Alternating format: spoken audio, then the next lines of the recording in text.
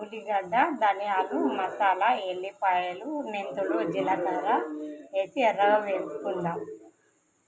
మరొక టమాటా మిర్చి కూడా వేసి ఉడికించుకోవాలి. 3 పావుల ఆయిల్ వేసుకొని ఇలా ముందు మిక్సీ వేసుకుందాం.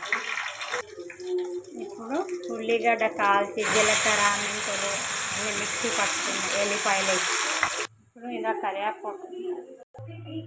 ఇప్పుడు ఇందులో చింతపండు రసం పోస్తుంది.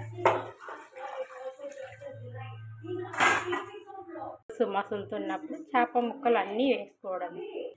ఇప్పుడు ఇలా అన్ని చేప ముక్కలు వేసుకొని మసాలా ఇవ్వాలి.